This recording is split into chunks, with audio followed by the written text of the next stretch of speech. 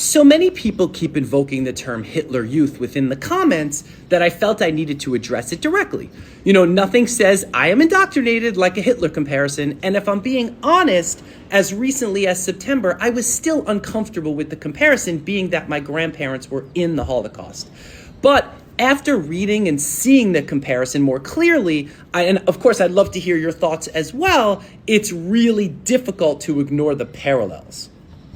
Hitler Youth was a state-run program designed to indoctrinate children with the ideology of ethnic supremacy, to normalize violence and prepare them for service within the military of an ethno-state.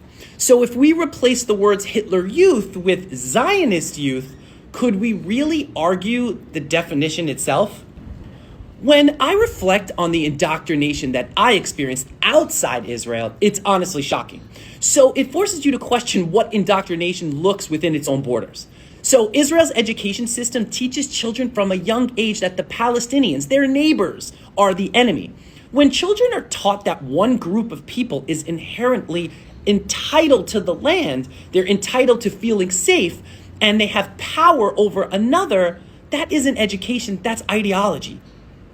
So outside of school, the Hitler Youth operated through youth organizations, summer camps, religious and community spaces, and cultural programs, using travel and social belonging to reinforce a single worldview and to prepare children for service in a militarized ethno-state. If any other country taught children that they were chosen, they were exceptional, and justified in the displacement of others, and then funneling them directly into military service, we wouldn't hesitate to call it anything but indoctrination. And that is precisely how Hitler Youth framed Aryan identity, through loyalty and an obligation to the state.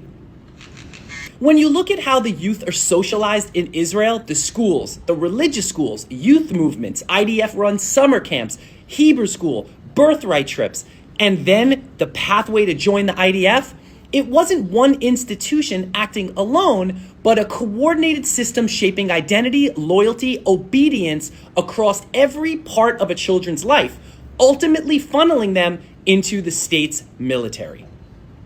This isn't about Judaism at all. It's about Zionism as a political project. Children should never be taught supremacy. This is a choice these institutions are making, and it's not acceptable. Hitler Youth is Zionist youth, and history is repeating itself. This will be my last video heading into the new year. Thank you so much for listening. I really appreciate y'all. Love you.